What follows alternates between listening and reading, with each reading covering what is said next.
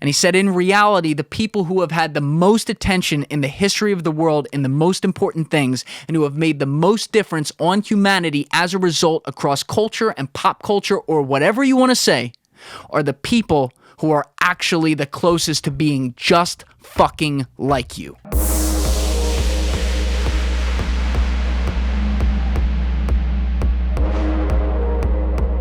All right. I know I was hard on influencers last week. I told you that was coming, though. Part 2 was always going to be focused on the negative stereotypes that have risen up in this industry, and that's what we covered. Let's be honest, it was pretty fucking funny, too.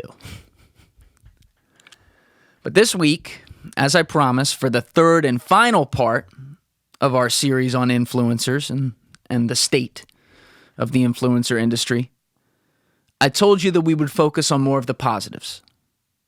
And we're going to do that. We're going to talk about some influencers who have fought back against these stereotypes with their content and how they put themselves out there. But we're also going to talk about some things that have happened in the industry that don't really have to do with the actual influencers at all. You don't know what I mean there, but you'll see soon enough. The final part of this episode is going to cover that theory that I hinted at last week at the end of part 2. And it's a theory that Charlie Jabaley came up with in the beginning of 2019. And it's called the I am you theory. And I won't tell you what it's about yet. You have to see that at the end of the episode. But the reason I wanted to close this 3-part series with it is because not just for influencers, but for all of us. Anyone who has attention, but all of us. Everyone who puts out content on social media and puts themselves or a part of their life out in public. I believe that what Charlie was talking about relates to all of it. And it's something that everyone would do very well for themselves to follow. I'll leave that there. So anyway, let's get right into it. You know what it is. I'm Julian Dorey, and this is TRENDIFIER. Let's go! This is one of the great questions in our culture. Where is the nuance? You're giving opinions and calling them facts. You feel me? Everyone understands this, but few seem to do it. If you don't like the status quo, start asking questions.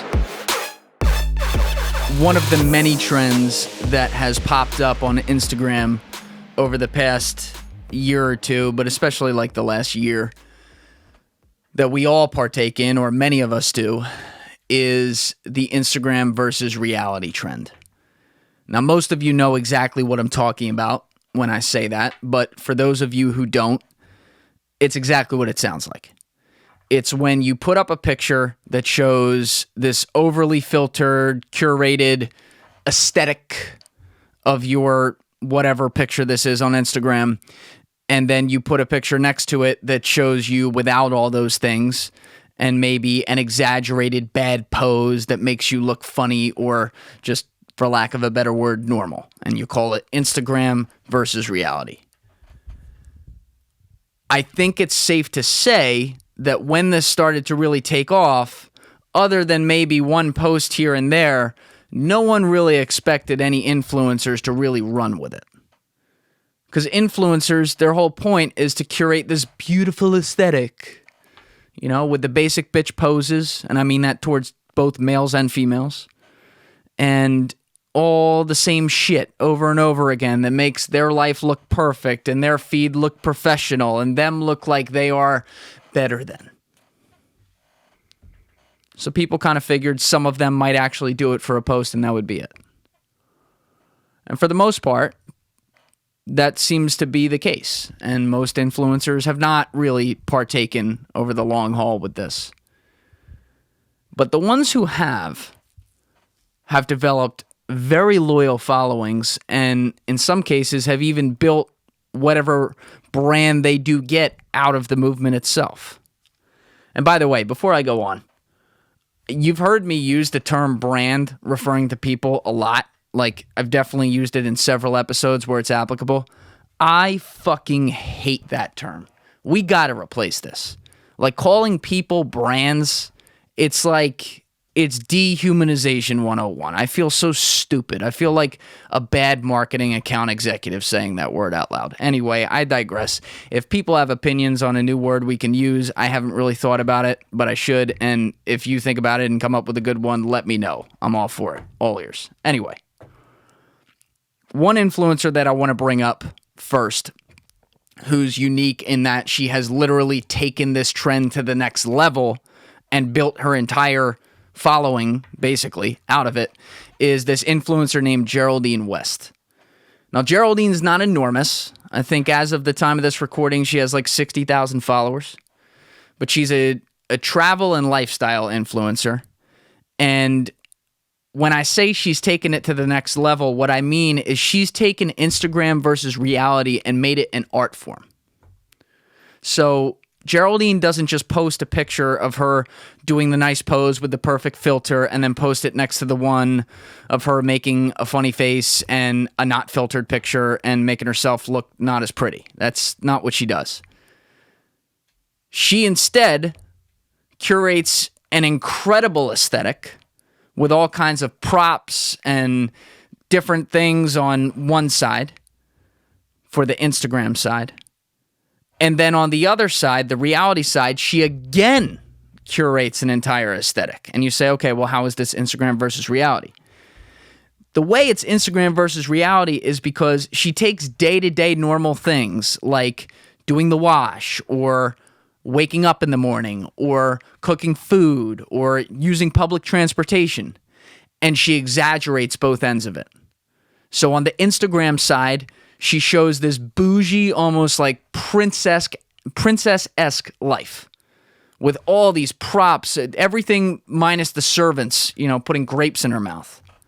And then on the reality side, she makes her life look like a disheveled mess. And it's almost like, it's an act.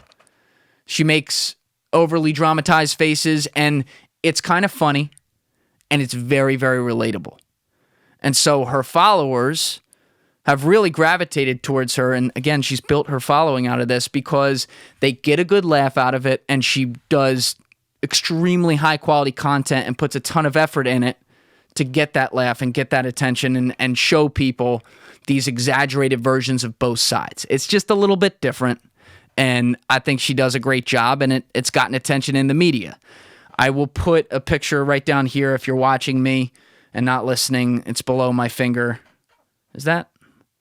Yeah, that's your right. Sorry, I'm like getting dyslexic right now, but I think this is the right side of the screen, so it'll be down here. I'm using my left hand, so I get confused. Anyway, so I like Geraldine, and I wanted to lead with that just because she took it to a different level and got really creative with it. As I said, though, she's a smaller influencer. What about the bigger ones? Has anyone really leveled up on this as a big influencer and made it a central part of their brand? And the answer is yes.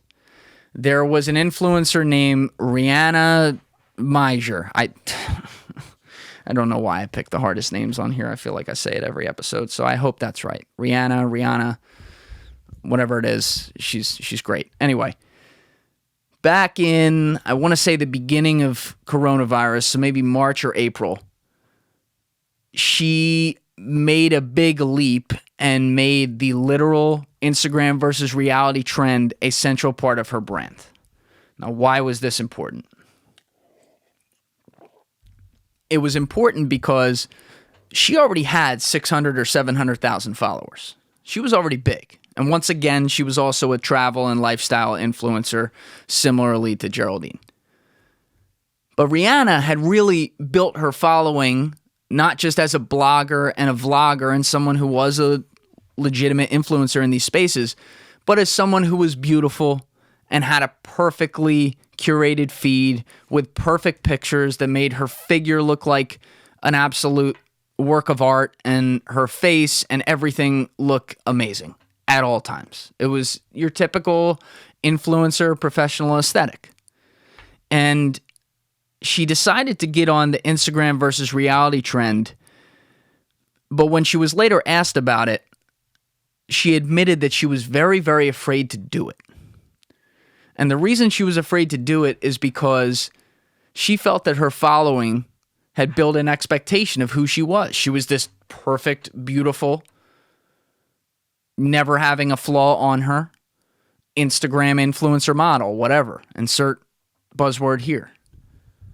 And she thought, well, if I show people this to be funny, are they going to think I'm a fraud? And so, at least for a few weeks, she held off and she continued her regular, when she was thinking of doing this, she continued her regular content. And then she said, fuck it, and she hit the button. And she did the Instagram versus reality. And she said there were a few people who had hate and unfollowed her and called her a fraud. But most of the reaction was the complete opposite. At the time of this recording, I believe she has around like 1.5 million followers now, a few months later. So clearly, she struck a chord there. And what's even more notable is she didn't just do it once. She kept going with it. She kept going and going and going, and she went even overboard. She would do everything she could to contort her body and make herself look completely unflattering at any point. It was funny. I mean, you look at it, it's pretty funny. I'll put another picture down here as well so you can see it. But the media clamored towards her because they said, you know, you're getting a lot of attention out of this and your following loves you. What's the story? Is this something you're going to do long term? And this is when she talked about those fears I mentioned, but she said, yeah, I think it is, because what people appreciate is, okay, they realize it's possible for someone to actually be beautiful and be a true influencer, which she's both of those things, but also still be human and have their moments and have their flaws. And as her follower growth pointed out, there are a lot of people who appreciated that more than just the regular, perfect, curated feed that shows them the same thing that they've seen a million times over and over again from other influencers whose sole job is to convince them that they have a better life than you do, meaning you, the follower. I don't know. I thought these two girls were great examples. There are more, but this is something we've seen. And it's something that's, it's this growing trend of reality, I should say, that's continuing to get more noise. The other aspect to this, though, is a generational one. You say, what do you mean by that? I've talked about the millennials and Gen Zs, and I've put them all under the same umbrella in a lot of cases, not every case. And it's true, they have a lot of overlap. I'm like towards the line, I'm a millennial, but there's plenty of overlap between the two. The thing about Gen Z, though, is more than all of the millennials, they literally grew up with no reality of anything but the internet. And in many cases, especially the ones who are in the heart of Gen Z, who are maybe 19 years old right now, something like that, they don't really have a memory of a world without iPhones. So their concept of their public image on socials and that whole mobile culture is very, very deeply ingrained within them. And they grew up in a world that showed the value of curated content and aesthetics. They grew up in a world that told them that they had to look a certain way to present themselves and that they had to get a certain number of likes to actually have self-worth and value.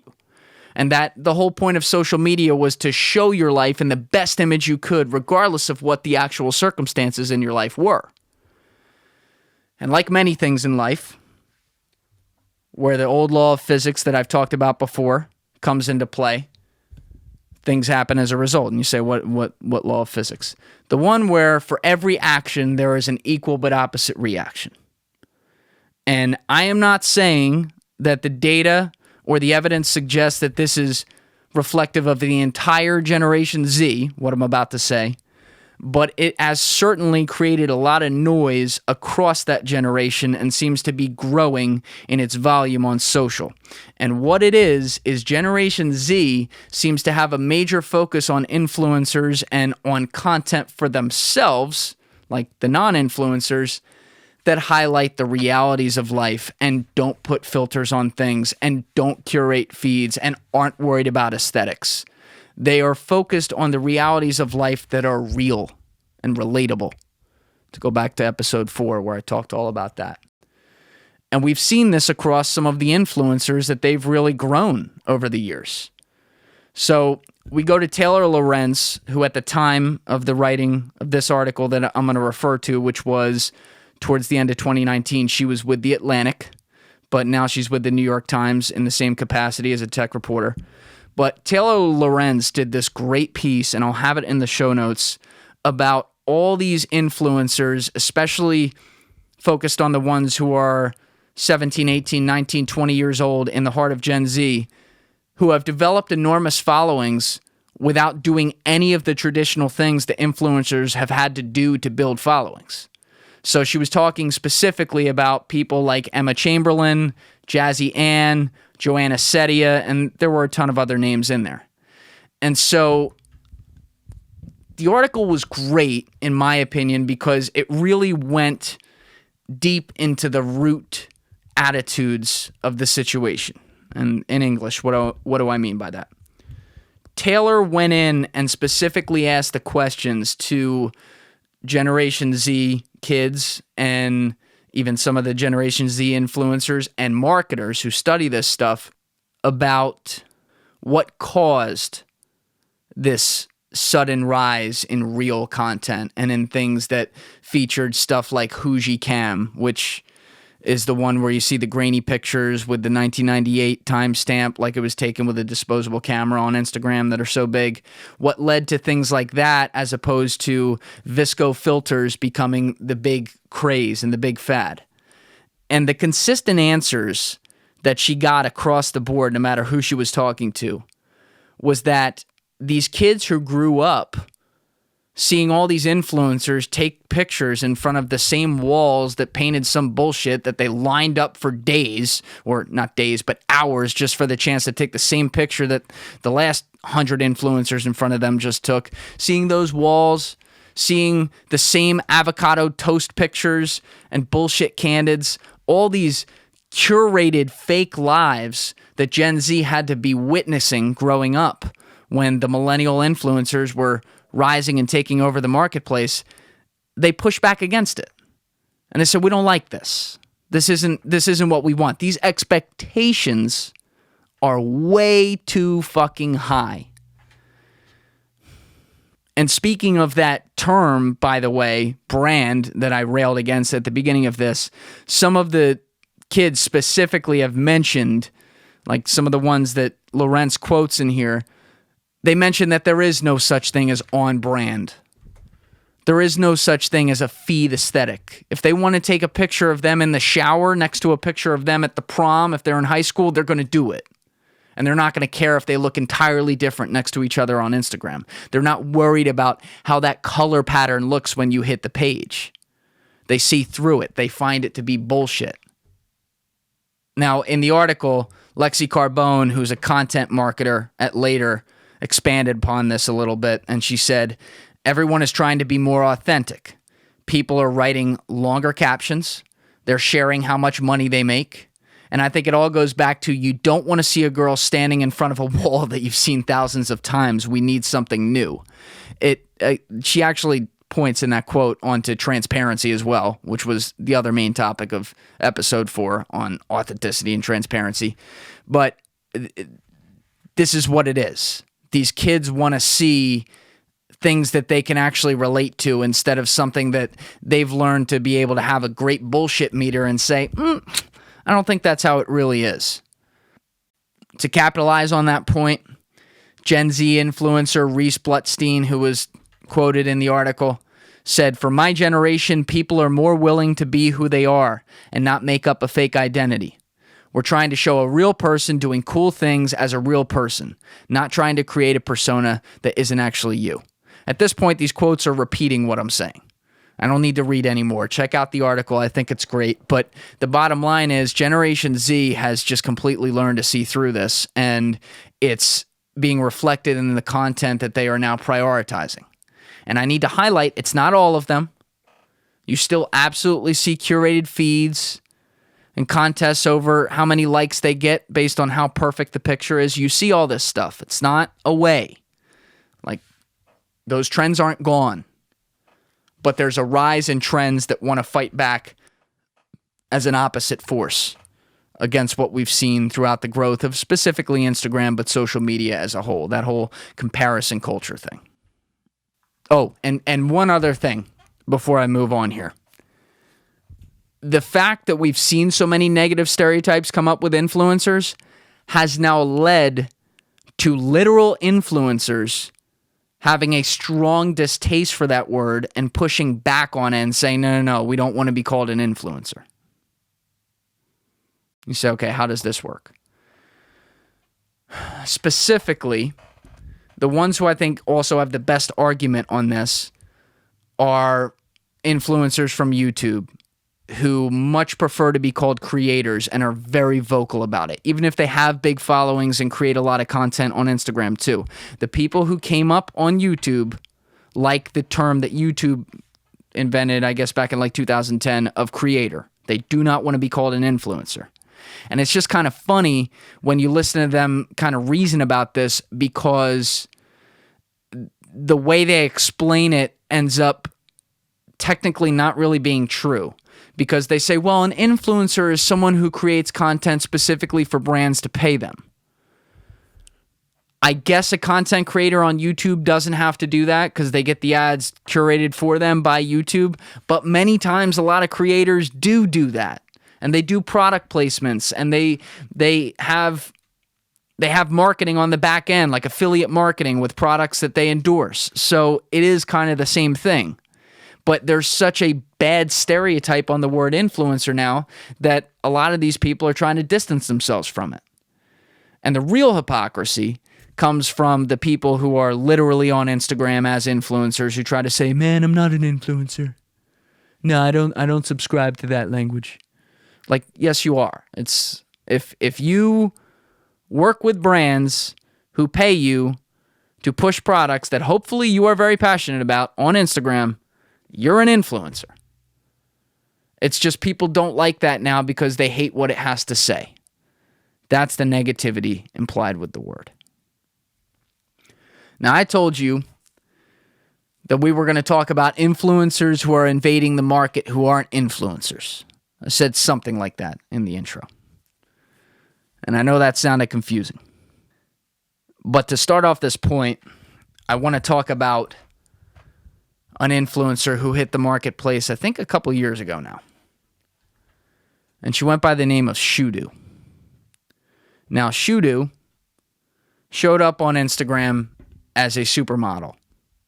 She was a perfect-looking prototype African model who posted content that looked like it was straight out of Vanity Fair. And so she hit the feed on Instagram and immediately got some attention and even got some models around the world to follow her because her aesthetic and her skills as a model were incredible. And the thing is, no one could pinpoint who Shudu was. They'd never heard of her. They didn't know who was taking these pictures, what brands she was sponsoring. And there was really no background. So people began to get very suspicious. And they started to reach out to Shudu, asking some probing questions, trying to figure out who the fuck she was. And that's when the person behind the account of Shudu decided to come clean.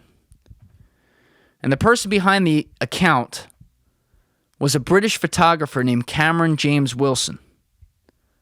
And when he came clean, what I mean is he came clean by saying that Shudu doesn't exist.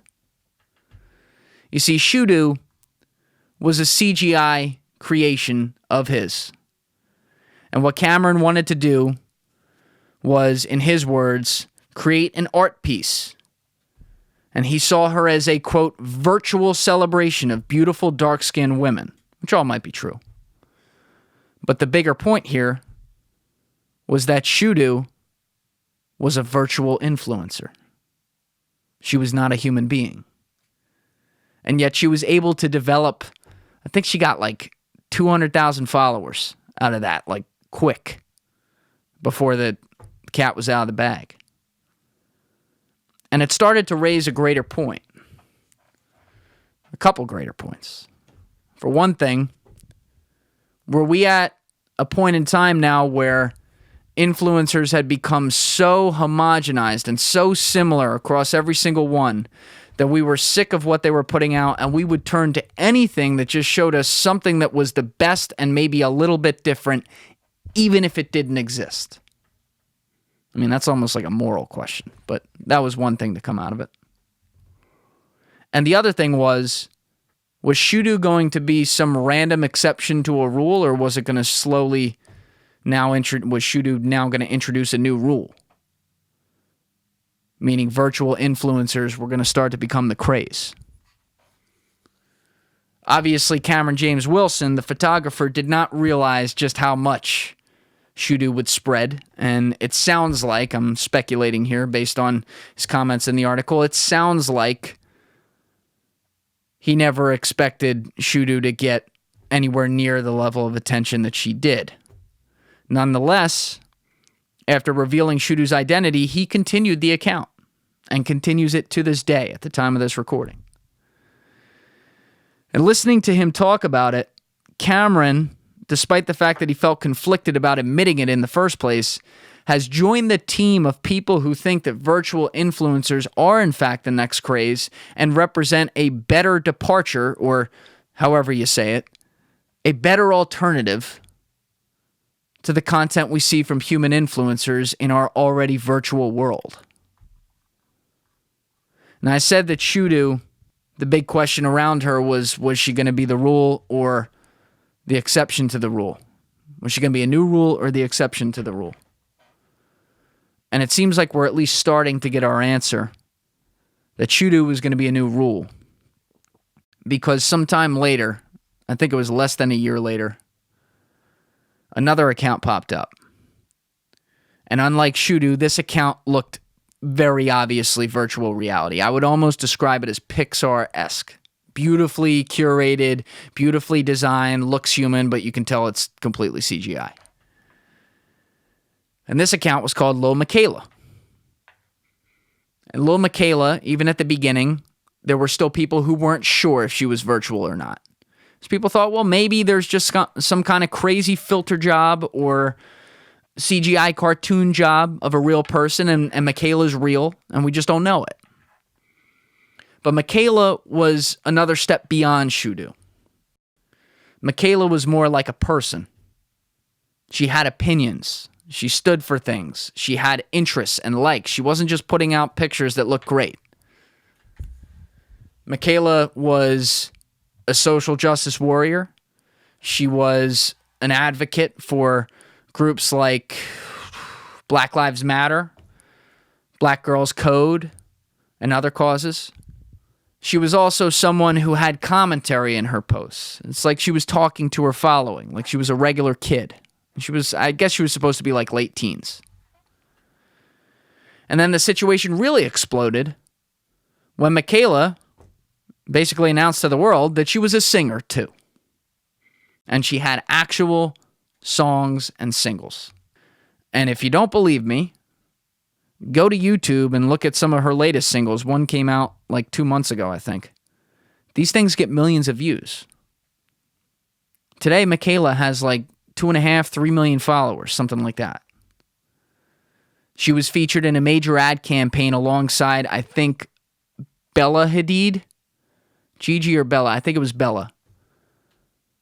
At the Milan fashion show, I think. I could be wrong about that. It was one of the major fashion shows. And she was working, in air quotes there, with Bella Hadid and some other models on the red carpet and being sponsored by major brands like Louis Vuitton and Versace, all those. And so people did quickly figure out that she wasn't real. But some of the reporters who wanted to get confirmation reached out to Michaela and actually got a response that agreed to some DM interviews. And so the reporters would have questions ready to see where they could get her in case, she was a bot or something like that. And Michaela's answers showed like a real person behind her. And so that one was actually a simpler explanation. There were people on the other end. There were representatives of a company called Brood. It's an artificial intelligence and robotics company that this part was a little confusing to me, but they have like a music arm too, which would explain the music. I don't know if the music that Michaela puts out is actually a manufactured voice and sound, or if they do have a voice who's doing that for her. That part I'm a little confused about. But it was this company that was trying to prove point with a virtual influencer, and who has obviously had a lot of success. Now, we've seen some other influencers. I don't have the names in front of me, but we've seen other influencers virtual ones, who look similar to Michaela, who have now started to creep up on social media and have a following. Not as big as hers, but get one. So we've started to see this trend take off. And for one thing, I view the trend as an indictment on the influencer industry, as I alluded to earlier, because it's basically saying, okay, everything's gotten so homogenized. I already explained this part, but everything's gotten so homogenized that, hey, let's turn to people who aren't even people. It's got to be better. It's got to give us something different, right? And the scariest part of all is that these virtual influencers like Lil Michaela have managed to build an actual psychological relationship with at least some of their following. I mean, it's pretty legit. And if you don't believe me, there was a quote from a kid named Anthony Reyes, and this was in a BBC article. He's a kid from Michigan talking about Lil Michaela and what he thinks of her. And I couldn't stop reading what he said, because to me, it was actually a little scary. I, for one, before I read this quote, I worry about a world where we have such incredible innovations from machines that we forget about the fine line between what's human and what's not. And some people roll their eyes and say, you're nuts. We know if it's human or if it's not. When you hear quotes like what Anthony said, okay, maybe you and I know, but the younger generations, who's to say they do? Who's to say they think the same way? Who's to say they don't view machines as just as human as anything else they see?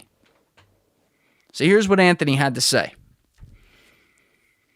I was drawn to Michaela not only for her artistic aesthetic, he's already calling her a person, but for her activism.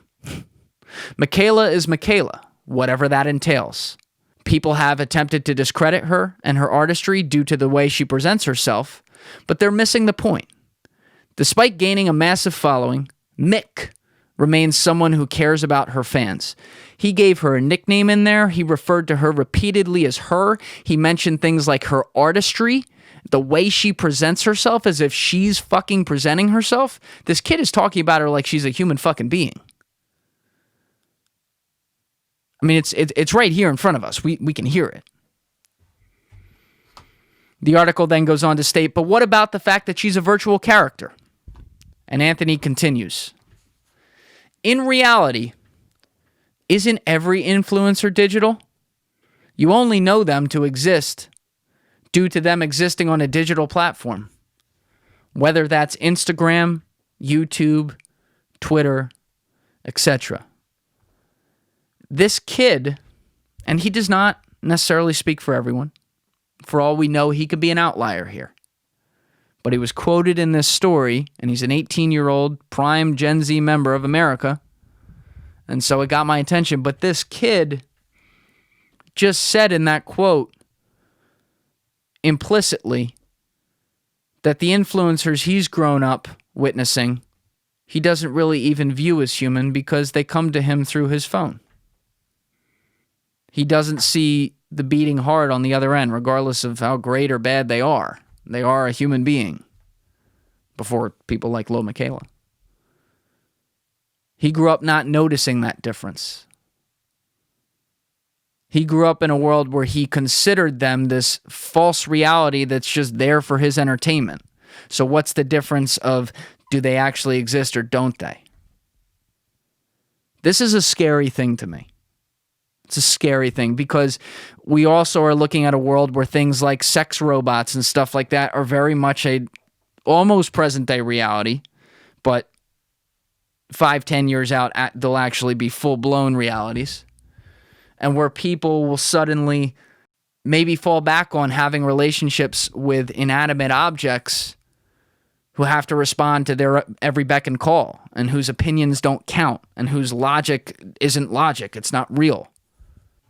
And I worry about the disconnect this can cause among each other as humans, and the feelings we can have within our groups. These are questions and moral conundrums we have to talk about. And so when I see a trend like this that's born out of influencers who have repeatedly all looked the same and made their lives look so great that people, especially the younger generations, will find anything to go feel a little bit more realistic with the content they're looking at, this world is now on a collision course with the incoming societal quandary about man versus machine, on whether or not the fine line between the two remains or if it starts to get crazily blurred. So this goes far beyond just this part 1, part 2, part 3 of influencers. This is a societal question about humanity. And influencers are just naturally, with all the attention they have, the good and the bad, and the questions that they raise, they are even now in some way in the middle of the entire thing themselves as an industry. To close out this little segment right here, I want to go back to the Cameron James Wilson guy, the photographer who created Shoodoo, and the quote that he gave the Huffington Post where he was justifying Shoodoo and more influencers like her. Quote, "I think we are, as ourselves, becoming more virtual in our everyday lives. Everything we experience is kind of through some kind of virtual network now. So it wouldn't surprise me if digital models became more popular and more standard. I think it's quite surprising that someone like Shoodoo can look more realistic than some of the real influencers out there. We kind of live in a shocking time where 3D people are more genuine than real people. I think that's kind of more scary in my eyes." So even one of the guys who is enabling this whole thing finds that scary, and he's still fucking doing it and being a part of it because he's gotten to a point where he thinks that everything we see is so fake that the things that are actually fake might actually be more real. Told you we were going to be positive in this episode. This is one thing that's a moral conundrum that I have to raise. So yes, I really appreciate some of the influencers who are fighting back against these stereotypes, be it Geraldine West or Rihanna Meyer or whoever else is doing it, and there are plenty who do. I really appreciate the influencers who do great work and put out consistent content and give a ton of value to their following, in some cases where they're not paid enough for all the work they do and the free advice and value that they give out. But to all the influencers who have perpetuated the negative stereotypes and tried to compete with each other just to do the same shit and try to get an extra follow or an extra like or more than the other person doing it, yeah, it's part of what's caused a problem here. And it's now joined the ranks of a greater problem and made it even bigger in the incoming machine age. So we're coming towards the end here now. And at this point, we know why people follow influencers when they do. And we know all the hot button points that make influencers fall into the bad stereotypes and therefore make us not like them. I think the horse has been beaten dead on this one. And I don't need to talk about it much more. But I told you I was going to close with the theory from Charlie Rocket Jabaley called the IMU theory.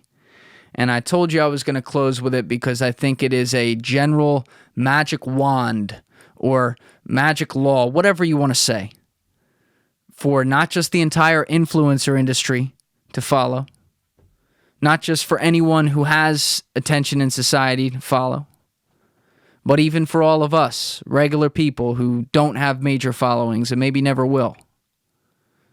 It's something that we should all follow.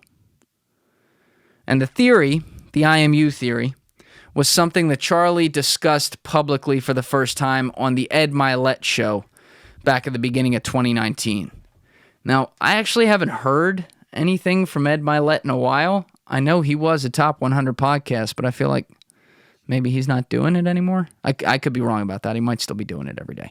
But there was a point there where Ed Milet was huge, and it's like a personal improvement type podcast, one of those. And so he had on this guy, Charlie Rocket, and the very short end of it is Charlie Rocket's story is he was a very obese, overweight kid who pretty much grew up spending all his time in his mom's basement in Atlanta or the Atlanta area, and was a white guy, but absolutely loved hip-hop, like a lot of white guys. I did too. Charlie, though, took that to a whole new level and built a studio in his basement and actively networked in the hip-hop space. And eventually he would get some acts or acts who were trying to be acts to come over, record some songs, and his network grew and he started to get access to people who had more and more talent. And it all really crystallized for him when a guy walked in, I think to his basement, I guess, one day and agreed to work with him and then blew up. And that guy was 2 Chainz. And there was another, I forget the name, but there was another 2-person rap group who you would know right away. I should know the name, but I forget it, that he also helped blow up and worked with. And, you know, he was a music manager and business manager for these guys. And obviously, especially with 2 Chainz, did very well for himself, made a lot of money, and was a young, I guess, millionaire. But like I said, Charlie was obese, and he always battled his weight, and he was very insecure about it too. And so when he was in, I think, his mid-20s, he got diagnosed with a brain tumor. So he went in and had surgery, and he recovered from the brain tumor and obviously had to lose a lot of weight. He had to change his life around. And he started to think about his dreams and decided that, like not every kid, but a lot of kids, he had grown up wanting to be a professional athlete at some point. And especially for a kid who was fat living in his mom's basement, that was always that's never going to happen. So he said, all right, I'm going to become some kind of athlete, some kind of professional athlete, however you could designate it professional. Fuck it, I'll become a Nike athlete. I'll lose all this weight and I'll compete in a triathlon or a marathon or something, and I will become an inspiration through that. And he did. And he left behind the music career during all this and then ended up appearing in some commercials for Nike. So he was officially a Nike athlete and has made basically like a motivational speaker career out of this as a result. And I think he's only like 31 or 32 years old. He's young. But Charlie, who still battles all his demons and is very open about it, Charlie got on the Ed Milet podcast and in the context of the hour interview talked about this theory called the IMU theory that he had come up with one day. And it went like this. He was sitting around and I guess just out of nowhere was wondering who's the highest grossing superhero of all time, be it movies, book sales, comic book sales, whatever, all in. And he went and looked it up and he was very surprised to find out it was Spider-Man. He said, that's interesting. I would have thought it was Superman or Batman, you know, the good-looking one with the chiseled chin, the one who was your prototypical six-pack and big chest superhero. But instead, it was Spider-Man. He started to think about that. He said, okay. Well, Spider-Man did not have a chiseled chin. His entire body was covered by his suit. Like, you couldn't even see any part of his face. He wasn't particularly good looking. He was kind of your average schmo.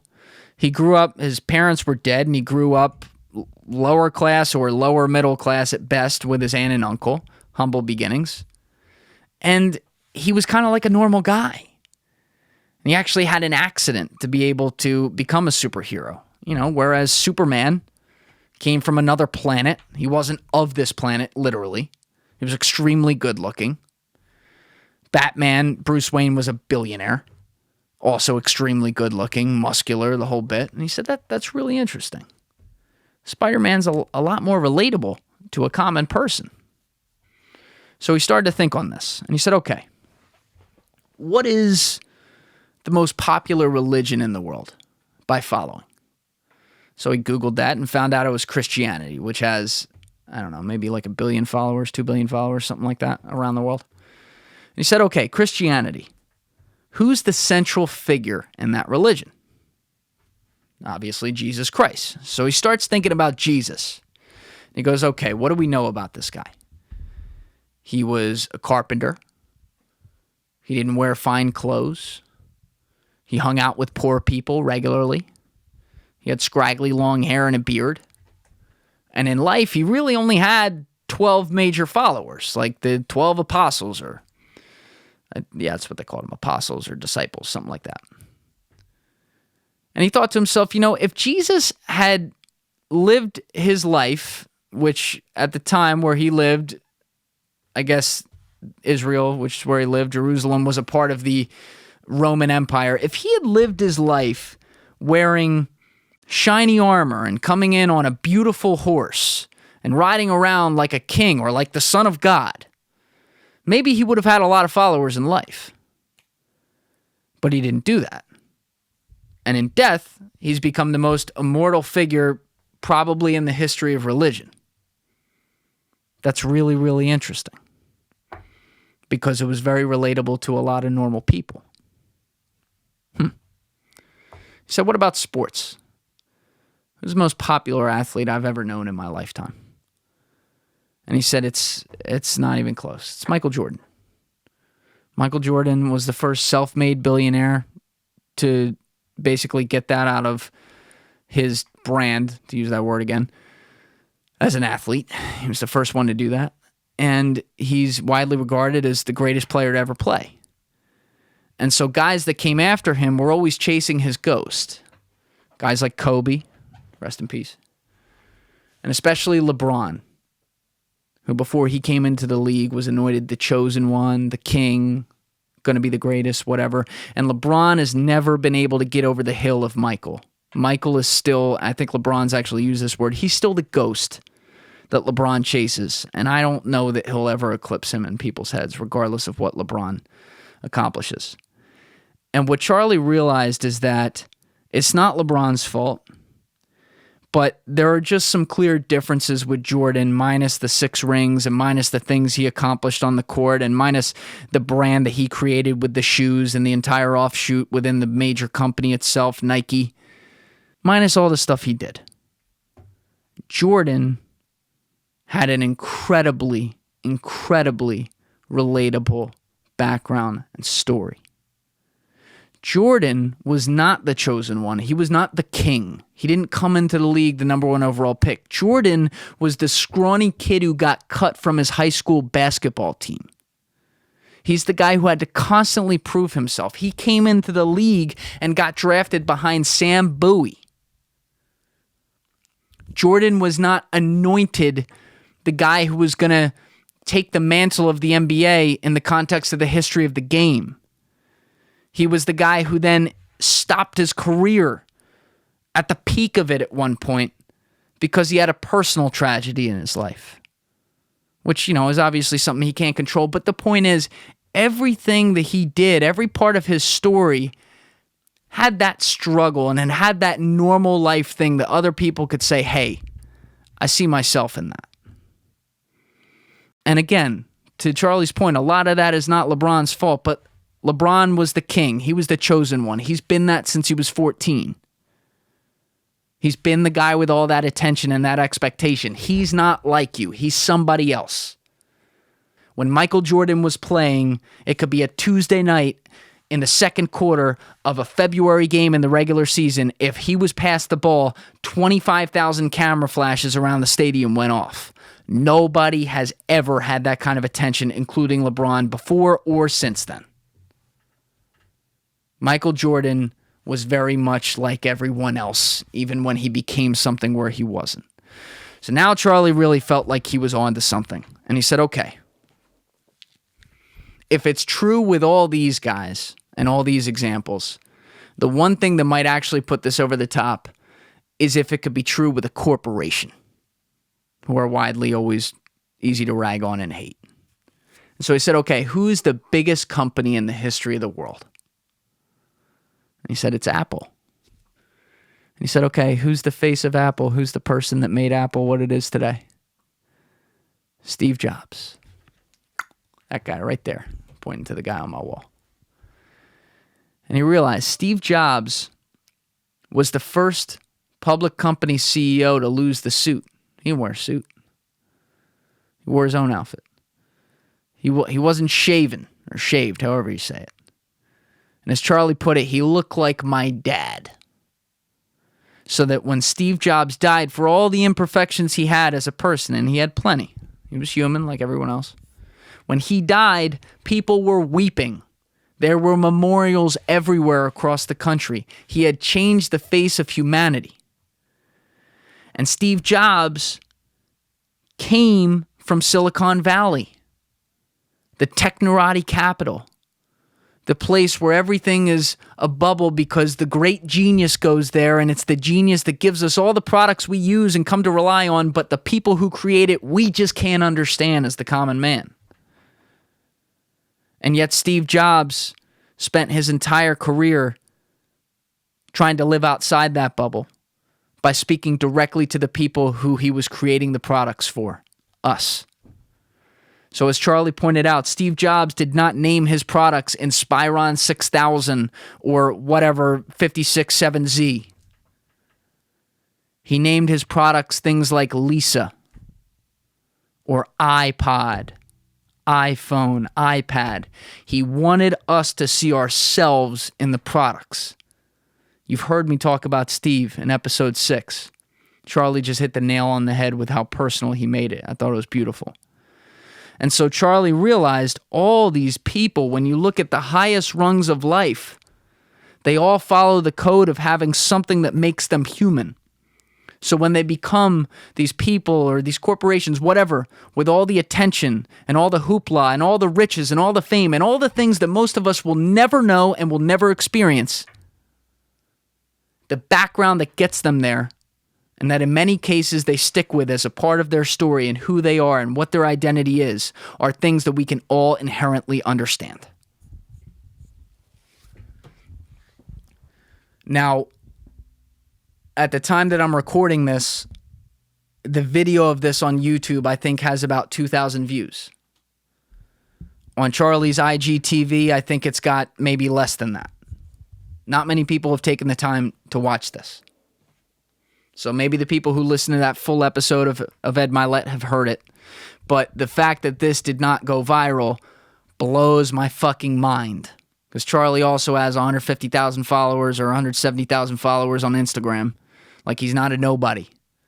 And he does motivational speaking. I don't know why he doesn't talk about this more. So if it's up to me, this is the kind of thing that will be re-unearthed or unearthed, however you say it. And we'll all start paying attention. Because what I did is I took it a step further. And I told you I was closing with this for all of us, but obviously I'm closing this as the third part of our series on influencers. And the reason is because influencers have lost complete sight of this. The reason Charlie gave this theory is because he said the paradigm that's been created on social media by the influencers and by the culture that we've all enabled, that comparison culture that I pointed to in episode 1, that paradigm is you have to show that I'm perfect, I'm better than you, I'm up here, I'm not like you, that's why you follow me, you look up to me because I am above you.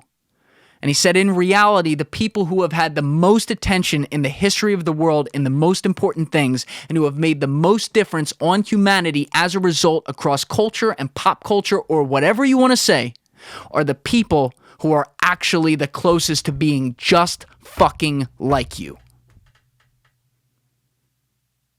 And so I dug deeper on it. I went beyond just what Charlie said. And I started to look across even some of the realms that he already looked across to see if there were more people I could actually find that fit this narrative. I'm going to start going through them right now, whipping them off, because I had the biggest smile on my face while I was doing it because it is applicable to everything. And I want to say, by the way, It doesn't mean that there aren't people out there who don't follow this at all and yet have enormous brands and enormous followings and make a fuck ton of money and are very famous. That's not what this means. What it means is that very often, more often than not, far more often than not, the most beloved people, meaning they have all those same things, the fame, the attention, the hanging on their every word, but the most beloved people who even are beloved long after their time, long after their death in many cases, whose legacies live on beyond just what they do in life, are the people who adhere to this. And so I started with actors, and I asked myself, I said, okay, just think really fast, who's a really big actor? And I actually thought of someone that I had just seen a quick interview with the other day, who I love, Robert Downey Jr. And I said, that's perfect. Robert Downey Jr. is huge. He's one of the biggest stars in the world. So I Googled it real quick. And what do you know? Robert Downey Jr. is the second highest box office grossing actor of all time, fitting right into Charlie's theory. So I'll explain about Robert Downey Jr. I'll get to the guy who's first, by the way, in a second too. But Robert Downey Jr. was a star when he was like 25 years old. He had the world by the balls and was an incredible actor. And then Robert Downey Jr. faced his own demons. He became a drug addict. And time again, he fucked up, and he fucked up his career. He went to jail, I think for 2 years at one point. He embarrassed himself in public. And in many cases, people said, he's throwing it all away. And they pitied him.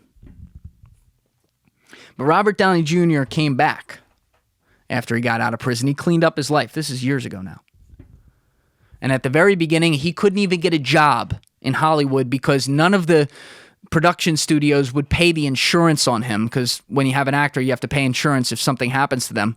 And the insurance premiums on a guy who had a history of being in jail and a drug addict were astronomical. No one would pay.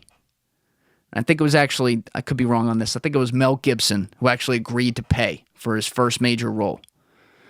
And Robert Downey Jr. even had to take roles at the beginning of his comeback, like on shit TV shows, which at the time was unheard of in the early 2000s.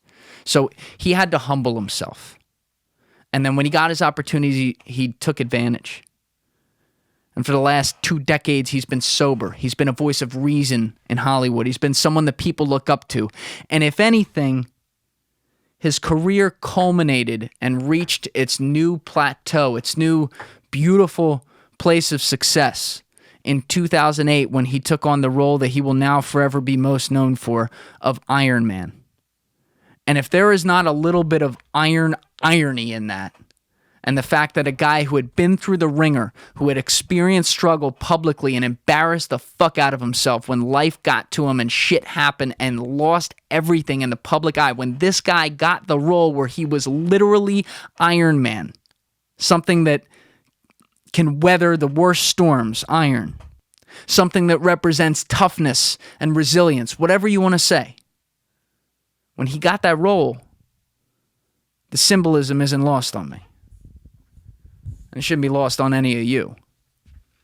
And so instead of being this perfect life, big mansion, Hollywood star who's not like you and wants to remind you that he's not, he's the star, you're not. He walks the red carpet, you don't.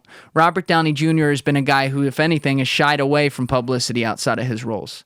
He's a guy who came back from the bottom and rose up to the top and did it in a humble way and in a way that other people can draw inspiration from. And it's not to say we're all going to be drug addicts or whatever, but what do we all do as humans? We all have struggles. We all have our moments of doubt. We all have our most trying moments. That's the way life is. You have bad moments and you have good ones, and the bad ones are the ones that end up defining you because it's how you respond to them. And Robert Downey Jr. had one of the ultimate responses to a very, very difficult bad moment, the lowest of the low in many cases, as people would say. And I told you there was a guy who was first on that list. And I smiled at that one, because the guy on that list who was first was Samuel L. Jackson. And for very different reasons, Samuel L. Jackson fits the same pattern of struggle and relatability and the idea of humans having to go through hard work to accomplish the things they want to do and realize their dreams. Samuel L. Jackson did not make it as an actor until age 41 or 42 when he did Pulp Fiction in 1993 with Quentin Tarantino.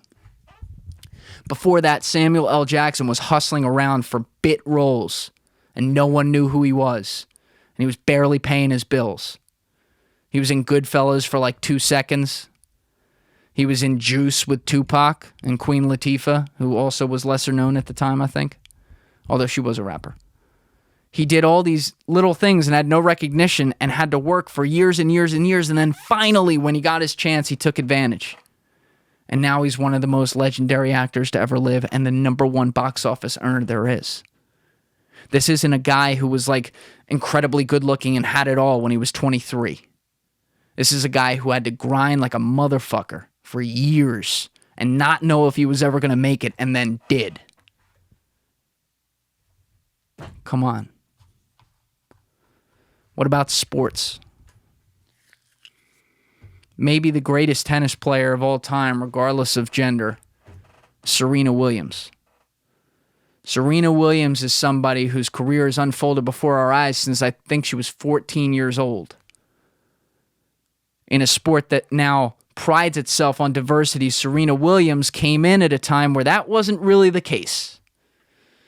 It was a very upper-class, white society kind of sport. It didn't have diversity, regardless of what class you were from. And Serena didn't just come in alone. She came in with her sister, Venus, who also in her own right is one of the better players to ever play the game. And so they had this kind of sibling rivalry, and people watched that play out on the stage, and they watched them play together in doubles and play against each other on the highest stages, including Wimbledon, coming of age as sibling rivals. So in Serena and Venus, to bring Venus into the equation as well, people saw their own childhoods with their own siblings in that scenario. And yes, Serena won a lot, and she's the best female player definitely to ever play the game, and as I said, maybe the best player, period, to ever play the game. But along the way, she's also shown her humanity. She's someone who in a sport where they all are supposed to be tight-lipped and not show emotion, she shows a lot of emotion, and sometimes she gets in trouble for it, which I think is bullshit. She wears it on her sleeve. She's somebody who went and literally got pregnant, had a baby, and then came back 6 months later, I think after having the kid, and then made it to the finals of the U.S. Open. Her entire career, for vastly different reasons, playing out on a public stage, had so many aspects to it that made her so relatable. And then you look over at even the fight game, and you look at McGregor, who I have on the wall here. Conor McGregor was the first Irishman to ever really go into the UFC. There have been Irish boxers before, but he was an underdog. He was somebody that had no expectations. And he was somebody who went and got a trade when he finished high school. He was like a plumber. And he said, fuck this, I'm not going to be a plumber. I want to go fight. His dad used to try to drag him out of bed and say, you're an idiot. There is no such thing as fighting. And Conor said, no, this is what I'm going to do. And then in a sport where there was this kind of set way to do things, a set way to fight, a set way to actually have your technique in the arena, or in the octagon, I should say, Conor said, no, I think there's different ways we can cut the cake here. And he invented his own way with it. And he gets a lot of shit because he talks a big game. But the thing about Conor McGregor that a guy like Floyd Mayweather in boxing, who he ended up fighting very famously in that exhibition, well, it was a professional fight, but in that boxing fight where he decided to become a boxer and fight Floyd, the thing about McGregor that Floyd can never have, and it's nothing against Floyd, it's actually in some ways a compliment to Floyd in another way, but the thing McGregor has is McGregor's lost. Floyd's never lost. And I say that because it's not like McGregor just lost and his record's whatever it is, 25-4 or something like that. It's how it's happened and what's happened when he has lost. And one of the things I will never forget, and it's just one of many examples about this guy that makes him such an inspiration and something where people kind of see themselves in the own arc of their life in how he goes after his dreams and the odds and background that he came from that guys like him aren't supposed to make it. Besides all these things, when McGregor lost specifically in 2016 to Nate Diaz, as the loudest mouth in the room who talked massive shit going into the fight and then got beat fair and square, McGregor didn't run from it. He didn't talk shit after the fight. He didn't say, oh, it was bullshit, he shouldn't have really lost, the ref fucked up, or, he slipped, or he didn't make excuses. He came out and he said, he beat me fair and square. He fought a great fight. But I will not shy away from this, and I'm roughly quoting here. I will not shy away from a loss. I will study it. I will analyze it. I will learn from it. He won tonight, but I will go work hard, and I will rise up again. And that's it. Very simple. And then he did. 6 months later, he beat Nate Diaz. And also in victory, Conor's one of the most gracious winners I've ever seen. I mean, you saw it with Cowboy Cerrone at the beginning of 2020. I mean, he kind of embarrassed Cowboy Cerrone. He beat him badly in like 19 seconds or something. And Cerrone was obviously pretty heartbroken. He worked hard to get to that fight and be able to put on a good show, and he failed. But McGregor went right up to him and called him a champion and said, anyone who gets in here has my respect. And he had talked all kinds of shit heading into the fight. People see this and they see somebody who has a beating heart in there. They don't just see an entertainer. They see all these things, whether it be the struggle in the background or the mentality he has and the public image he puts on. Even the stuff they don't agree with. He does stupid shit too. He gets in pub fights, and the Nurmagomedov or whatever the fuck his name is, the Russian guy who he hates, he actually hates that guy. And I think he's literally committed crimes against him too before. So he does stupid shit too. But McGregor is relatable for all the other things that he does, including literally when he loses, which is something that, frankly, we all lose at some point in life. It's relatable. You look at media. One person that Charlie did mention offhand but didn't go into, but I have to finish for him, is Oprah. Oprah Winfrey, to this day, has one of the most loyal brand followings. There I am using that word again, brand. One of the most loyal followings that any individual in media has ever had. I remember growing up, my mom, she was always busy. She didn't have a ton of time to watch Oprah. But just in case she had a minute, it was always on in the background.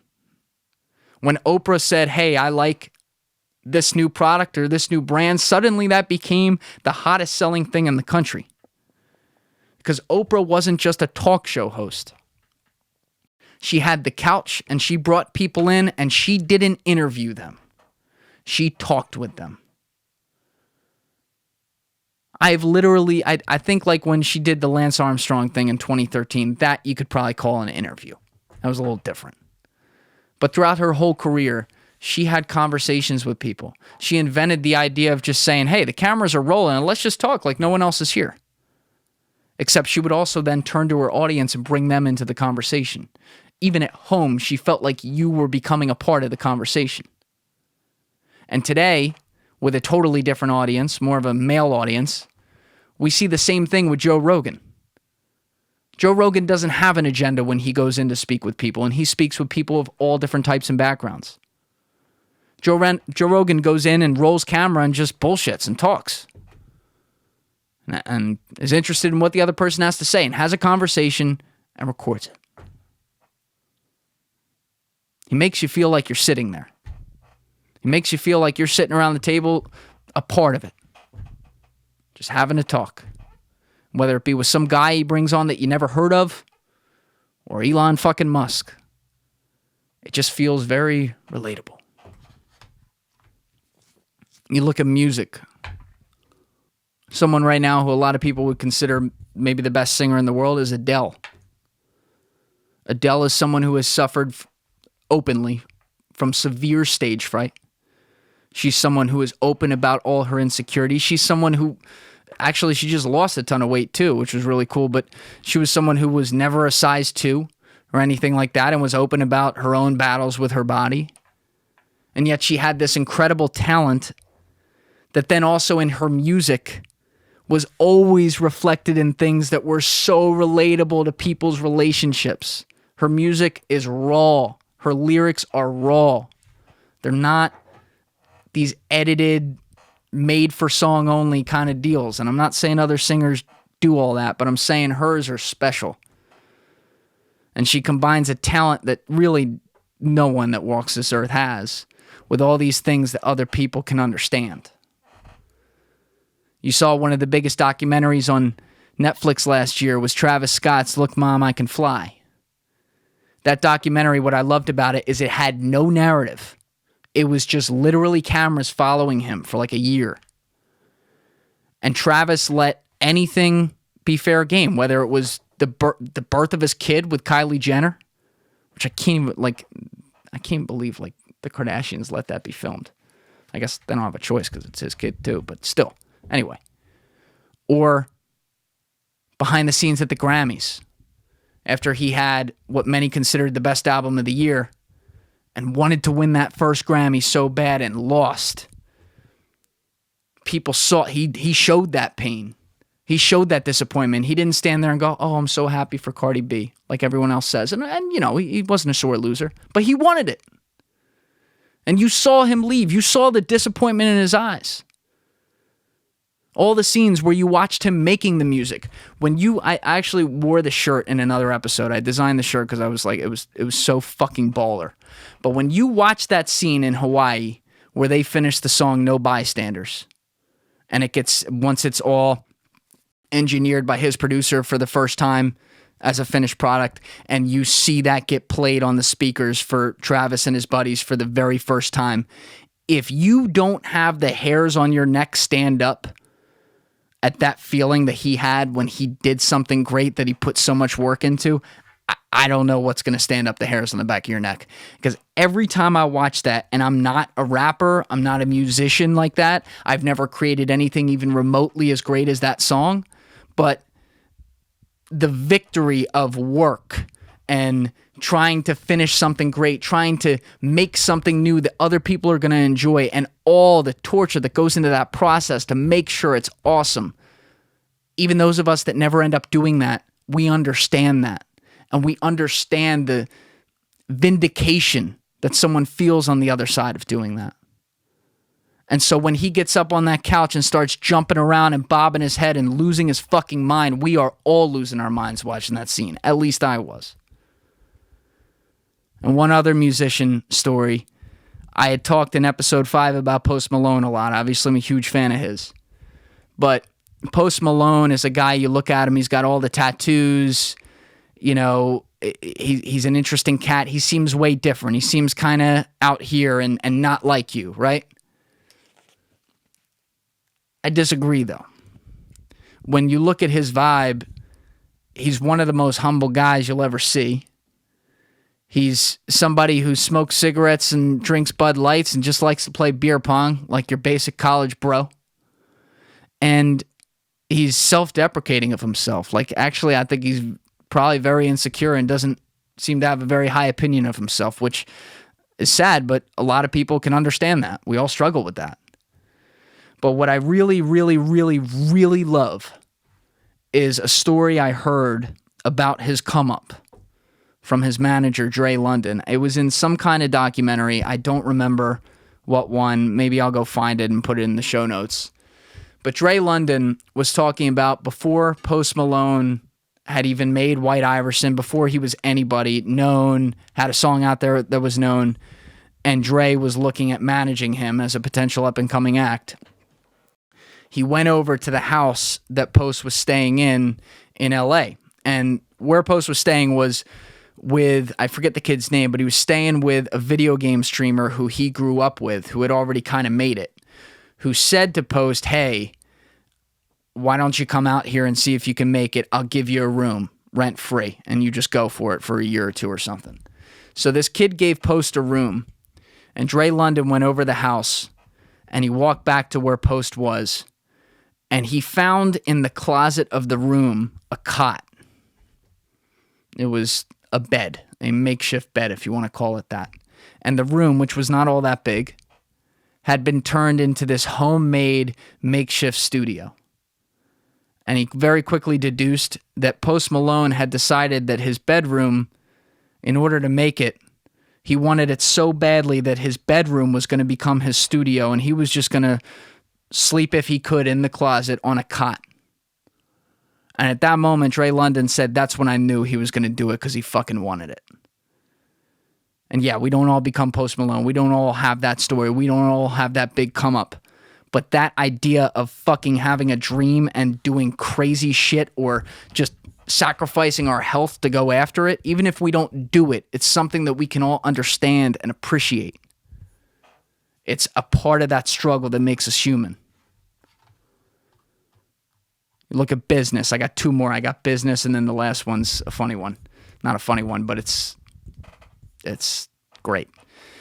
When you look at business, the most famous businessman of all time is Warren Buffett.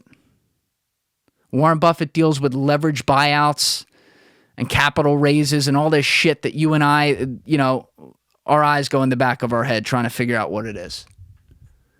But Warren Buffett has lived in the same regular middle-class humble home in Omaha, fucking Nebraska since the beginning. He wears the same kind of regular suits. He's never been a guy to have 12 homes. And he talks like your grandpa and likes to eat ice cream on a cone. He's just a normal guy. He just happens to have $60 billion. And the final one that I just alluded to is royalty. You look at royalty is kind of like a crazy concept now. Like the idea that there's still like a queen of England and all this shit, like in the modern day world in powerful countries, it seems dated, but they also have a lot less power. It's like they're a royal family that's kind of paid to be rich and be a symbol for the country, which, I guess is what it is.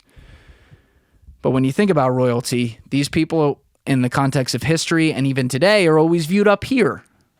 Even where they're respected heavily in British society by most, they're still different. They're not like you. They have the crown. They're the royal fucking family. But arguably the most famous royal family member, at least of the last century, was Princess Diana, who died way too young and died a legend. But Princess Diana broke every rule, including the biggest one. She left. She divorced the royal family. That hadn't been done before at that level. She had the private life that was exposed out in public with the paparazzi, like a modern day celebrity who then, she was uncomfortable with that and had to fight back and had to struggle with that, and people felt bad for her. She was the royal who hung out with poor people. It was like Jesus in a way, right? Not to compare her to Jesus, but you know what I mean. Like, to use Charlie's example. She was the person who was like the rock star and loved children and traveled the world and went to other countries, places of diverse backgrounds, and was this larger than life figure who got down in the sand and played with the kids just like the rest of them. Who got down into the worst areas, the places ravaged by AIDS even, and sat at the hospital beds with all these people. Who just wanted to help, who was someone who was friends with Mother Teresa. Princess Diana was all these things, and she was this icon. She was an icon because people saw her as the modern day woman. They saw her as the modern independent woman who just wanted her freedom and just wanted to do what she wanted to do, including help people who couldn't help themselves or help people who were disadvantaged. Divorcing the royal family when she was cheated on by Charles and leaving that life and rebelling against the standards that supposedly she was supposed to be married into there because she wasn't going to put up with that shit was something that every woman around the world could get behind. So much so that when she died, that's one of my first memories. I mean, it's like, I'll never forget that. Like, it's one of the very first things I can remember. I was watching the hearse on TV. I walked in, it was like 6 a.m. or whatever, and my dad was watching it. I said, what's going on? And he said, they're driving Princess Diana to heaven. And he explained to me that the car was being driven to heaven. You know, like a dad explains to a young kid just to try to make sense of death. But hundreds of millions of people around the world watched that funeral. Almost 25 years later, she's one of the great legends of our time and a timeless queen who never became a queen. But she's the queen.